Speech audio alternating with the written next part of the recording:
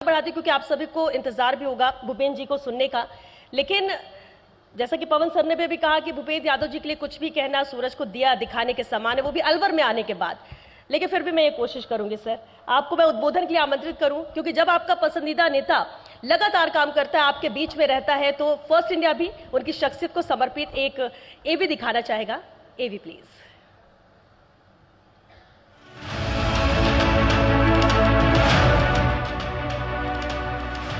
जहां से निकला एक साधारण विद्यार्थी जिसने शब्दों को कानून बनाया और विचारों को राष्ट्र सेवा का संकल्प, अजमेर से दिल्ली तक का सफर, संघर्षों से तप कर निखरा नाम भूपेंद्र यादव। एक ऐसा चेहरा जो पर्दे के पीछे रहकर भी देश की राजनीति की दिशा तय करता रहा। कानून का ज्ञान, संगठन की समझ और निर्णयों में दृढ़ता, यही पहचान बनी। मोदी और शाह के भरोसेमंद सिपाही की श्रमिकों के हक की बात हो या पर्यावरण संरक्षण की चुनौती, केंद्रीय मंत्री के रूप में भूपेंद्र यादव ने नीति को जमीन से जोड़ा।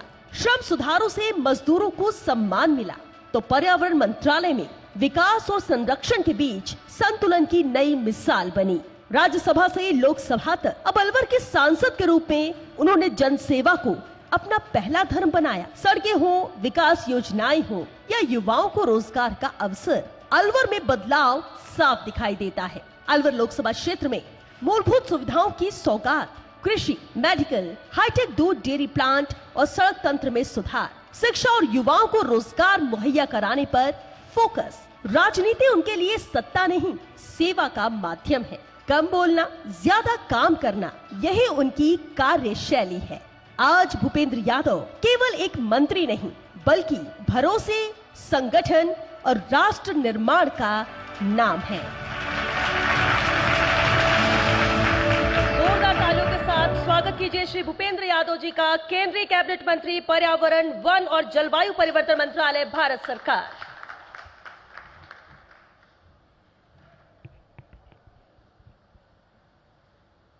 फर्स्ट इंडिया के आज अलवर और खैरतल तिजारा के इस गौरव सम्मान में उपस्थित सभी को मेरी तरफ से स्वतंत्रता के 80वें इस पावन दिवस की बहुत बहुत शुभकामनाएं।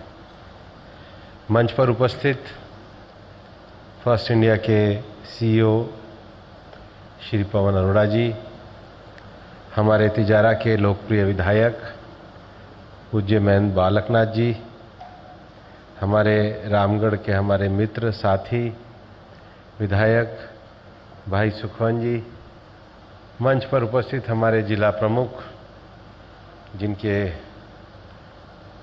बहुत सफल कार्यकाल में ये अलवर खैरतल तिजारा इसीलिए रखा है कि अब इसको अंतिम बार कार्यक्रम में आ रहे हो आप उसके बाद तो जिले 3 होने वाले हैं, लेकिन संयुक्त अलवर के हमारे जिला प्रमुख चौधरी बलबीर छिल्लर जी, हमारे अलवर दक्षिण के जिलाध्यक्ष भाई महासिंह जी, बहन विनोद सांगवान जी, हमारे सबके बीच में उपस्थित लोकप्रिय हमारे गायक गफरुद्दीन मेवाती जी, जिनको अभी भारत सरकार ने पद्मश्री दिया, मेरे सामने उपस्थित सभी अलवर के सम्माननीय प्रबुद्धगण, आप सबको आज इस कार्यक्रम में फर्स्ट इंडिया की तरफ से जो प्रतिभाओं को, गौरव को जो सम्मान दिया जा रहा है, उसके लिए आमंत्रित किया है। वैसे भी मेरे को पिछले दिनों कई मीडिया समूह के माध्यम में इस गौरव सम्मान में आने का अवसर प्राप्त हुआ है। एक चीज़ का तो फायदा हो जाता है पवन जी कि अलवर में कौन कौन तरक्की कर रहा है उसकी पहचान हो जाती है और लोगों को आगे बढ़ने का एक पॉजिटिव स्पिरिट भी मिलता है, एक पहचान बनती है। और अच्छा है जितना लोग पहचान बनाए, जितना अपने क्षेत्र में उनको सम्मान मिले, उसका एक बहुत अच्छा सकारात्मक असर भी होता है। मेरे लिए तो सौभाग्य का विषय है कि अलवर ने मुझे सांसद के रूप में चुना है। अलवर वास्तव में मैं मानता हूँ भर्तृहरि महाराज की तपस्या के कारण ज्ञान की भूमि है। बहुत कम ऐसे महर्षि, ऐसे लोग हुए हैं जिन्होंने ज्ञान के तीनों पक्षों को, चाहे पॉलिसी और राज कार्य का विषय हो, चाहे सांसारिक जीवन और सांसारिक सौंदर्य का विषय हो, और चाहे वैराग्य का सबसे उत्कृष्ट विषय हो। ऐसा कहते हैं कि प्रकृति के तीनों गुण होते हैं, सत्व, तमस और रजस। किसी ने तीनों पे एक साथ नहीं लिखा, लेकिन जो राजा भर्तृहरि थे उन्होंने अपनी तपस्या के बल पे, अपनी विद्वता के बल पे, अपने ज्ञान के बल पे, ये संस्कृत में अद्भुत मिलेगा कि और किसी भी साहित्यकार ने तीनों विषयों पे एक साथ नहीं लिखा है, लेकिन उन्होंने तीनों विषयों के ही मर्म को अपने जो 3 बड़ी पुस्तकें हैं उनकी श्रृंगार शतक, वैराग्य शतक और नीति शतक में संस्कृत की सबसे उत्कृष्ट भाषाओं में उनका ये वर्णन आता है। इसके अलावा भी बाबा भर्तृनाथ ने व्याकरण के ऊपर बहुत अच्छा भाष्य लिखा है। यहाँ पर अलवर में उस तपस्या स्थली का बहुत बड़ा प्रभाव है। यही कारण है कि अलवर में प्रकृति का इतना बड़ा सौंदर्य है।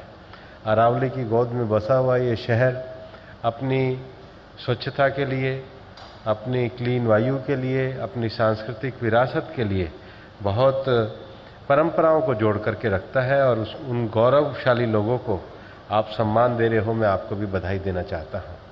आज प्रधानमंत्री जी ने देश के विकसित भारत के विज़न को लाल किले पे रखते हुए मैन्युफैक्चरिंग के क्षेत्र में, गति शक्ति के क्षेत्र में, ग्रीन जॉब के क्षेत्र में, हमारे ब्लू इकोनॉमी के क्षेत्र में, रक्षा नीति के क्षेत्र में, सॉफ्ट पावर इकोनॉमी के क्षेत्र में भारत को कैसा बढ़ना चाहिए, ऐसी सप्तधाराओं का उल्लेख किया है।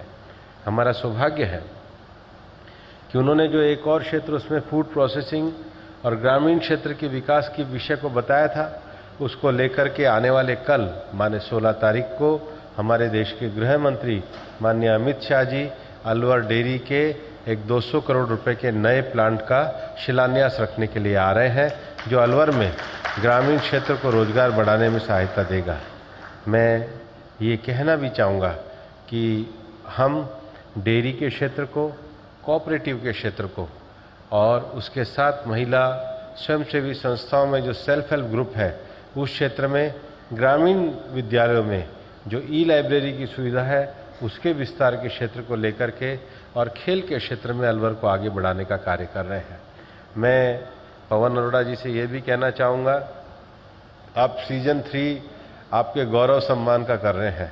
हमारा भी फरवरी में अलवर टाइगर मैराथन का सीजन 3 आने वाला है, और वो एक ऐसा विषय है जिससे अलवर का नाम आज देश और दुनिया में बढ़ने लगा है।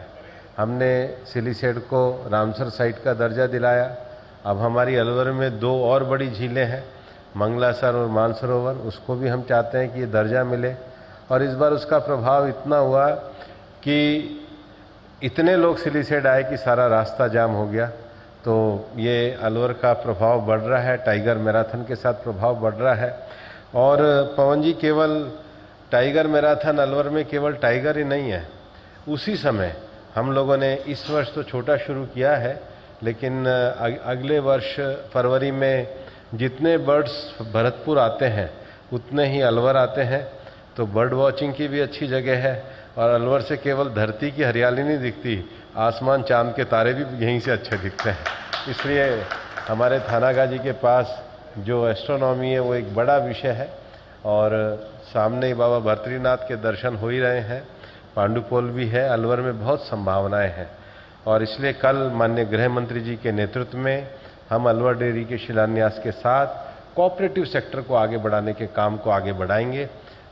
मुझे तो खैर सबका आशीर्वाद मिलता ही है, लेकिन कल डेयरी और कोऑपरेटिव क्षेत्र का जो बड़ा कार्यक्रम हो रहा है उसमें आप सभी को मैं आमंत्रित करता हूं, और मैं आशा करता हूं कि डेयरी और कोऑपरेटिव का सेक्टर यहीं तक नहीं रहेगा, अलवर के बाकी क्षेत्रों का भी हम विकास करेंगे। बहुत बहुत धन्यवाद। जय हिंद, जय भारत।